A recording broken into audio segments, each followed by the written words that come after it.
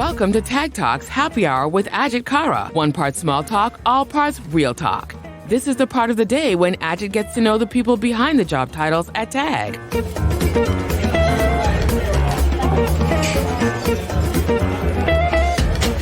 Hello, my name is Ajit Kara and welcome to my podcast. I decided to do this series of podcasts because I believe Tag has the best people in the world. They're our biggest asset. And I want to do a series of conversations with folks to understand what makes them tick and why I feel so passionate about our biggest asset, which is our people. I'm delighted today that I'm joined by Megan Jackman, who's a solutions director. So I'm looking forward to having a conversation with Megan.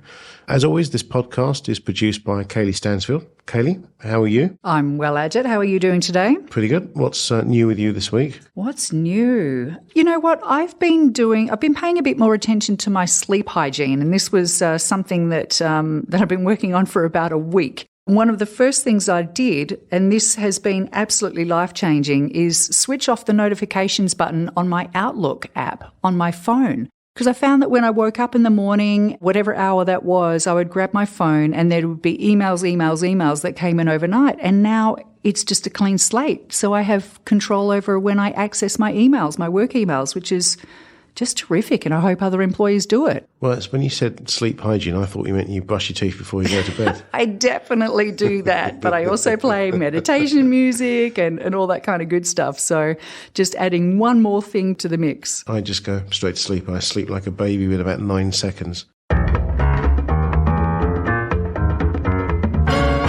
Megan, welcome to my podcast. Thank you very much. Good morning. For the audience, it's clearly late afternoon. Oh, sorry. Just in case my wife is listening and thinks I start drinking at 11 a.m. in the morning. But 11 p.m, sorry. Yeah, We're 11 p.m. Exactly, 11 p.m. So thank you for joining me today, Megan. Folks will tell you're clearly not from the US. You have a British accent, but where are you from? Yeah, I'm from a beautiful village just outside of Dartford on the border of South East London and North West Kent. And also borders Essex, which is where I get this dulcet tones of this hybrid Estrian accent. There you go. Well, folks won't tell from this wonderful accent, but I'm an Essex boy. Are you? Yeah, my wife reminds me continually that I'm an Essex boy, Okay, just for everyone else to know that George is an Essex boy. Ajit does not sound like an Essex boy. I'm so shocked at that. I was schooled maybe slightly North Londonish. But anyway, welcome. So you were brought up in the South East London. Tell me about your childhood. Oh, it was lovely. I absolutely couldn't fault it. I'm very lucky to say that and know how lucky I am to have that. Beautiful parents, 4 sisters. There's 5 of us, no boys. Everyone says lucky dad. No. I feel sorry for you. No. Does he drink a lot? I loved it. Yeah, family of big drinkers might be where I get it from. I actually think I drink the least out of my family, which says a lot. We had plenty of lodgers growing up, lots of waif and strays. Like we often joke, it's a halfway house for anyone who needs a place to go, and it's a finishing school at the end, like come in a bit broken and then leave the other end as like... One of 5 is a lot. You're the youngest, are you? No, I'm in the middle. You're in the middle? I hate people. No middle child syndrome there? No, yeah. Not at all. Not at all. Desperate to be heard.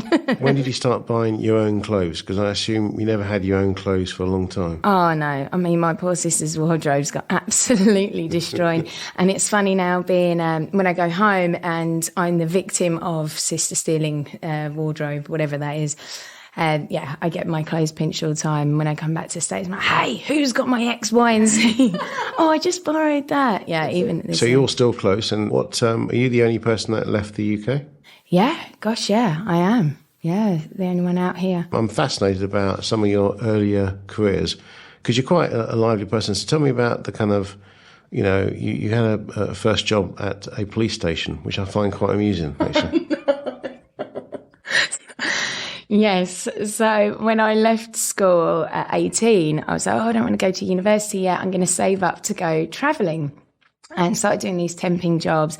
I had one temp job as a stamp licker, literally to lick stamps at a school for like 1,000 envelopes. You know they have water for that? Well, yes, I did know after, I don't know, about 3-4 hours, whenever it was my lunch break. And so I said, how are you getting on? I was like, God, my tongue's so dry. I've licked like so many stamps this morning.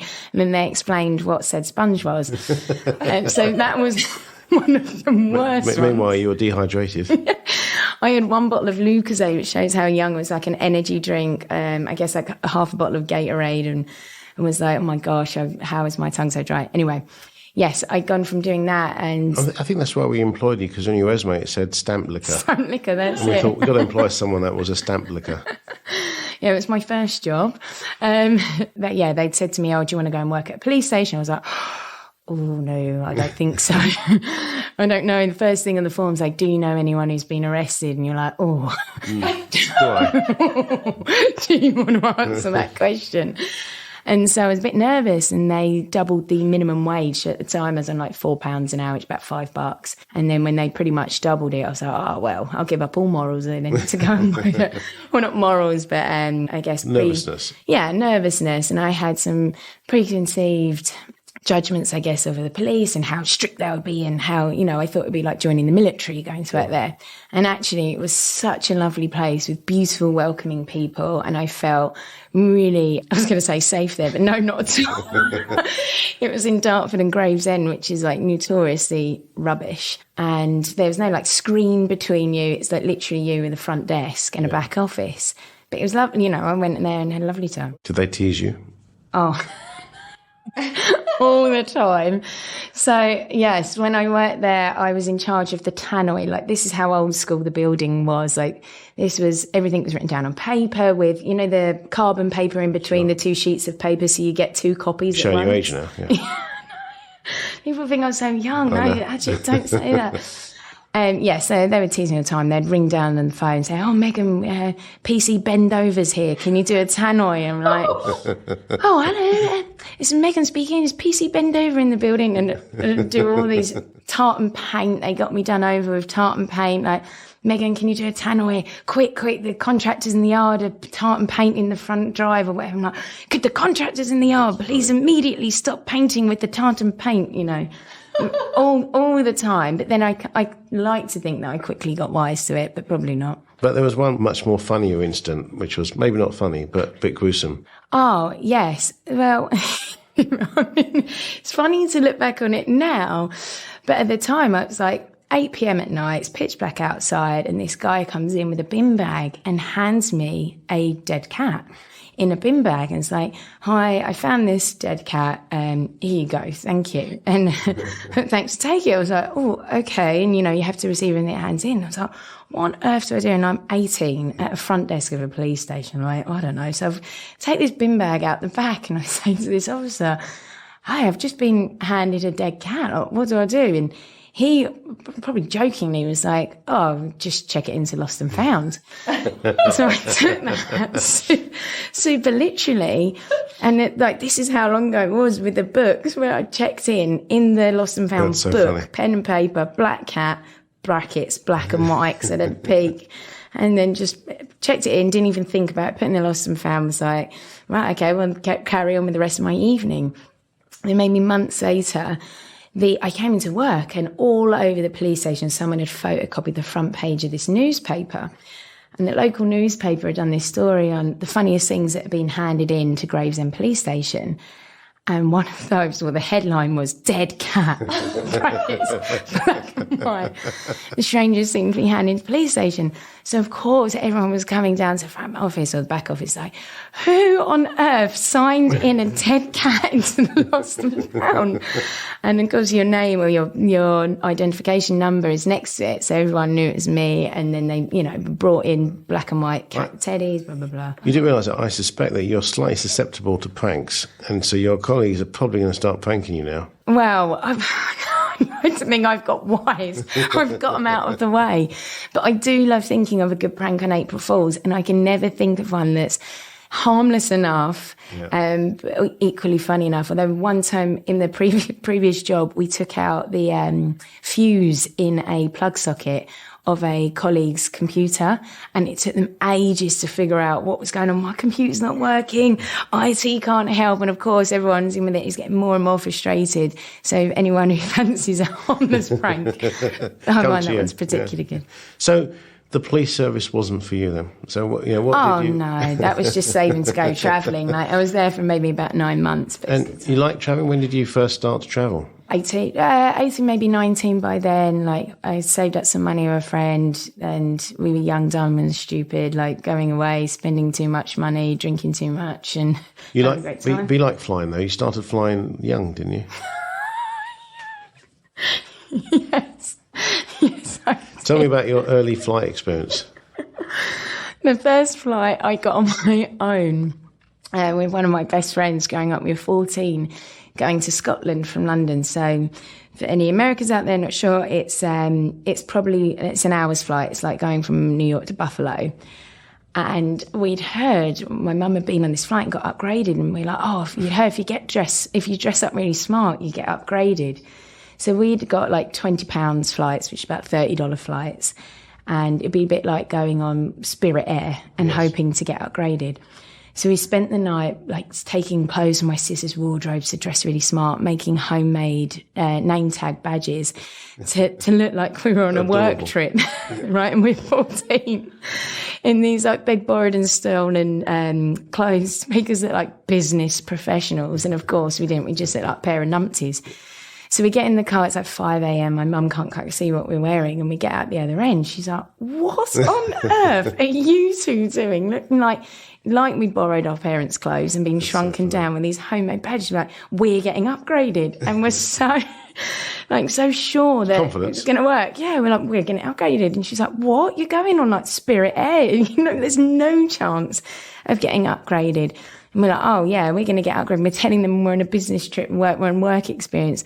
And of course, we get to the front desk and my mum says to them, they think they might get upgraded because they're dressed smart on their own work experience. And the ladies then laughing.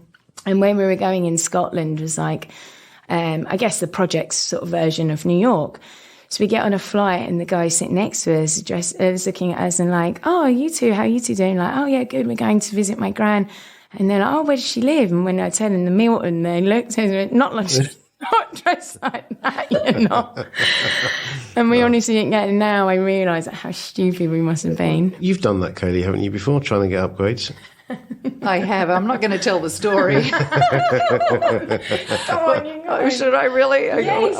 It was a few years ago, and I was in Dubai heading back to New York from Australia, and it was New Year's Eve, and I thought, you know what? If there's any night I'm going to get an upgrade, it's got to be New Year's Eve because there'll be no one on the flight.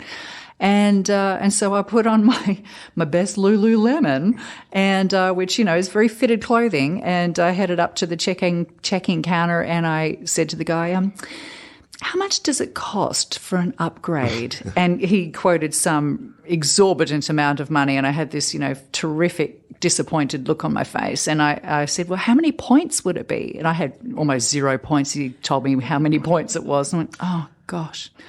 Oh, God. And, 3 minutes later, I had an upgrade to business class. So it worked. Totally worked. So clearly I need to try the tight-fitted clothing and look disappointed. I'll have a go at that get your next time. Lululemon on. I'll get my Lululemon on and have a go. That's funny. Interestingly, flying at 14, I think it's changed now in that my first flight internationally was with my sister, and I must have been about, 8. She must have been about 10 or 11.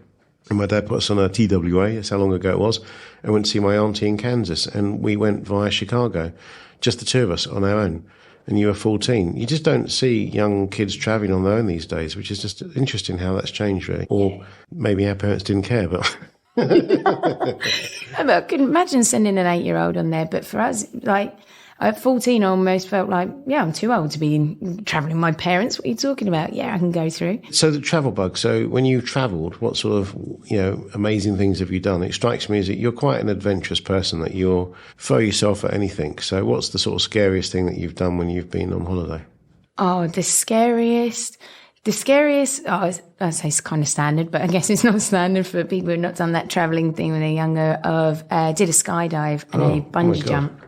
And they were both really cool. In Australia and one in New Zealand. Actually, they were both in New Zealand. But after I'd done the skydive, and I was so, I don't know how to use the phrase without swearing. Awestruck. Awesome. No. Arrogant. Confident. Yeah, of course I can do it. It's the highest one. It's going to be great. And actually, I was terrified when I was up there, shaking terrified. And I remember that feeling. This for the bungee jump? Or This was for the skydive. Right. Then when I came to do the bungee jump, I, again, was like, oh, I've done the skydive now, I'll be fine. And as soon as I got to the edge and we're in this glass box, like hung over a canyon, I just started to, oh gosh, I use way too many curse words. I think that's normal. With a bit with a sort of stretchy rope at the edge of I'd panic too. Yeah, as soon as they drop that bungee down and your ankles go, whoop, that's a weight, then you start to really panic. And they ask you to shimmy out on this tiny ledge and everything goes out of your periphery. And I was like, oh no, I'm gone dogs, mate. I am absolutely terrified. And so I started trying to lean back and hold onto this guy's arm who's like, shimmy out there. He's like, Megan, you have to let go. You're endangering my life now. So I'm then like shaking on the edge. And he was great. He was just like, pull yourself together. On one, you're going to jump 3, 2, 1. And off I jump. As I got off I was like, oh, that's amazing. That's amazing. It was the best feeling ever. And when we got back to the guy who like videos it and takes pictures, he made everyone in there give me a round of applause. And I was like, oh, that's very sweet. They knew I was scared and, were clapping. And they're like, she's the person who's done the biggest jump in New Zealand. I was like, well, everyone has. It's like, no, you're the only person who's ever jumped up and off and flailed on the way down like a chicken with my arms in the air. So they teach you like to dive into the abyss and everyone looked beautiful, like swans going in, lovely bird light. And I honestly looked like a flailing chicken who had been thrown up in the air and flew off. I think you're completely and utterly mad for doing that. And then when you're young, like you are a bit more fearless, aren't you? And also, you don't want to let the team down, right? So I was there with a friend. So it's like, I can't turn back now. I'm in now. So I'm gathering from this that you can be pranked, and you also, if you're dead, you'll do it. So, your friends must have a lot of fun. Yeah, prank and dare you, and you'll do anything. God, I've never thought of that summary, but thanks for that. Please never tell anyone. Exactly, yeah. No, that bit, Kaylie. Don't worry, only millions of people listen to this podcast. I hear that you're a voiceover artist. Tell me more about that. Yes, I did do voiceovers. I actually got a voiceover agent, which will, for anyone from England, will surprise them. And for context, because there's a market for South East London. Surprisingly so. Yeah, I've always thought that. If you think in America the most trash accent, or has the most trash reputation in America, that's probably the equivalent to my accent in the UK. But as Ajit said, there's surprisingly a market for it, for that voice that will talk to the nation. Sure. That it's like, well, blooming heck, if Bank of America will give you a mortgage, they'll give anyone a mortgage. Yeah, all right, I trust you. I hadn't thought of it from that perspective. And finally, finance ones were actually, the everyday product, I guess. That's where I get more opportunities from. Yeah, the first studio that I worked at, we made mood and sizzle reels, and as part of that, they needed someone to record the voiceover. And if you get a very sort of shy editor to be like, hello, yes, this is Bank of America, and we'll give anyone a mortgage, it's not really the most enticing advert to sell into a client. So you just give me a bit give me an example of your professional voiceover, because it is actually quite a skill. Most people don't realise that, speaking on these sort of things. So TAG is a wonderful place to work, and the CEO is the best in the world. I can't lie. Good point. Good point made well. I'm joking. I need a bit more like a creative brief. Okay. What product are we trying to sell? Is it an everyday person? Well, why am I buying into this? Exactly. You knew the daring. This is it, right? I dare you to sell me this glass of wine and why it's so beautiful and tasty. Definitely, like the upper class wine voice would not be my bracket. If it was cheap, like okay, but there's cheap plonk then. Okay. God, I haven't done this for ages. This is really putting me on. Oh gosh, would you like Elias? Expensive plonk is what Ajit would like us to sell, but unfortunately, my voice is much more like cheap plonk. If you want some cheap plonk that gets you absolutely wasted, well, try this. It's all right, actually. That's very good. That's very good. Off the cuff. That's very, very... I assume that your voice-over agent didn't make a lot of money. Actually, he didn't. Well, when I first started doing them, and then how I eventually got an agent was by doing them at a studio. So it's for pitches. And they're like, oh, yeah, actually, she sounds all right. So I keep her on the pitch. I can see that, yeah. And then sometimes I got a couple through from that I got paid for, and then from that got an agent, and then moved to America. So wow. And have you done it more recently? This summer, for anyone who knows the show Love Island, I had to record a line for Love Island 2 years ago. And I was up against, I don't know if anyone knows the Scottish guy in it, Ian Sturgeon. We got down to the final two, and funny enough, the voiceover of the main show got it. This is for the idents that come just before it. So for like the DoorDash, the line was get stuck into Love Island with Just Eat. I'm not going to do that on my audition piece for that. But we got down to last two. I was so excited and thinking, this is it. I'm going to be a millionaire from this flipping little side hustle we got going on. Unfortunately, didn't get it. But this year they came back and said, hey, we've got some characters now coming on in this ident. Could you audition for the turtle? And I'm like, the turtle? No, it's a much more slow, like drawn out Joe Holmes accent. There you go. I saw you two using my podcast, Julia. We did. I got Joe Holmes and actually Mark Knowles as well to read in for me, but unfortunately, because they were terrible read-ins, that's obviously the reason I didn't get it. So tell me about how lucky are you? Are you lucky? I am the single most luckiest person in the world. Annoyingly to all of my friends, they all call me Jammy Jackman, to a point like it winds them up that, oh, of course you got that, of course that happened. You know, moving to New York is absolutely one of those things, like Jammy Jackman, opportunity struck, like, I don't know, if luck is going to find someone, it finds me. And I know I sound like an arrogant... Do you play the lottery? No. Would you mind picking some numbers for me? Yeah, of course I would. Oh, picking some numbers of you. Yes, I absolutely could. In Vegas, I went to Vegas with a friend, and, you know, it's all a bit of it started off very tragic. She was booked this holiday for a boyfriend. They'd split up. It was all very sad. So I was like, yep, I'll come with you. I had absolutely zero money. So I took out a loan to go on this trip. And we kept getting, you know, good things that kept happening. It was funny, that trip we got upgraded. But it's a premium economy. But, we had this amazing trip, and lucky things kept happening. We met this guy, or a group of guys who were like, oh, come to these bars and tables with us. We had a great time with them.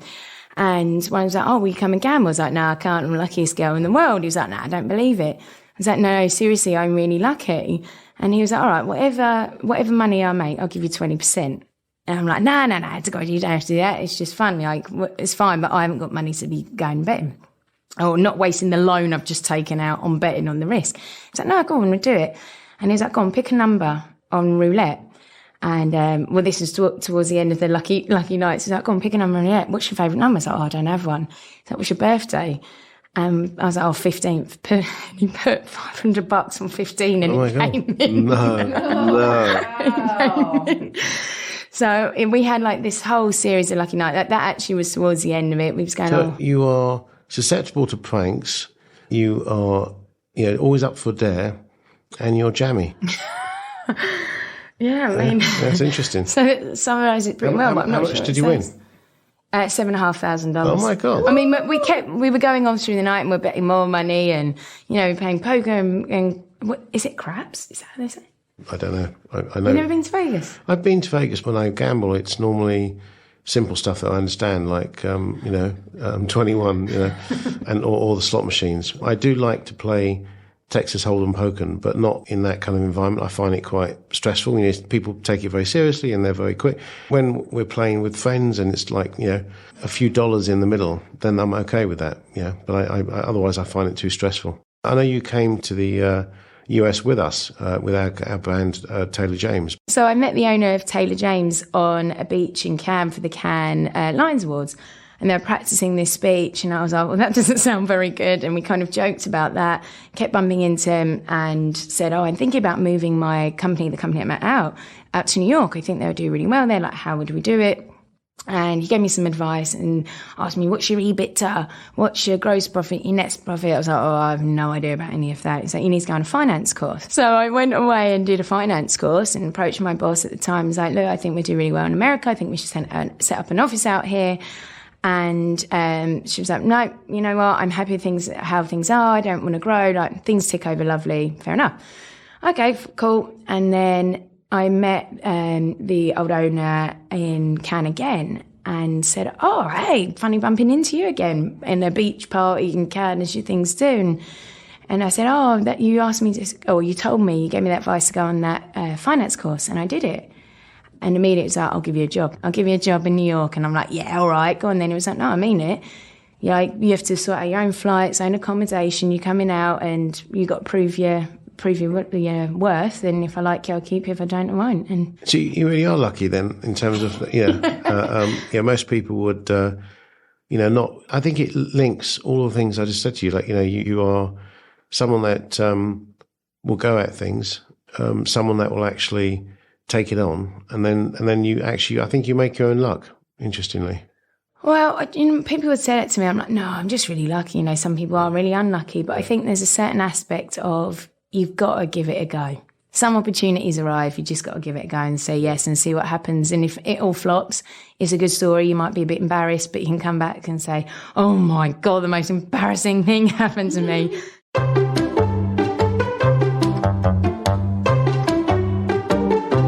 Ask Ajit anything! This is your chance now to ask me any question that you may have.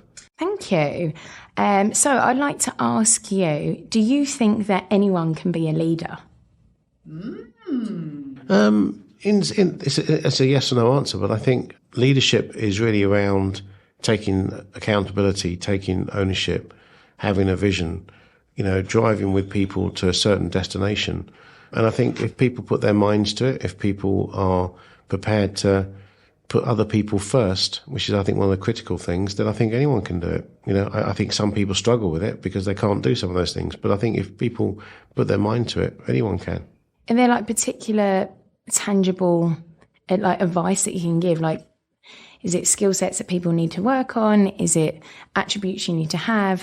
That's a good question. And I think there's so many different things, and there's so many amazing leaders out there. I think cutting it down, I'd say the kind of people talk about more today, and I think it's right, is they talk about the empathy element. I think that's critical. Leadership requires people, I think, to have empathy. I think leadership requires people to put other people first, which is sometimes very hard. I think those are the qualities that, stand leaders out, will be my view. Oh, thank you very much. Appreciate the answer. So I'd summed up a little bit earlier, but let me do it again. I think you talk about how lucky you are, but I think you've made your own luck. You tirelessly, you have a level of energy around you that I very rarely see in people. You're always delightful around the office. You're clearly going to be pranked a lot, and you're clearly going to get dared a lot. I hope your luck continues, and I'm sure it will, because I think your qualities as a person, your energy, your humour, your fun, your professionalism, your go-getter is going to continue to make you the success and the kind of luck that you enjoy. So well done. Thank you. Cheers. Lovely That's to really spend time with you. Thank you. Cheers. Join us soon for another episode of Tag Talks Happy Hour with Ajit Kara and learn more about the people behind the job titles at Tag.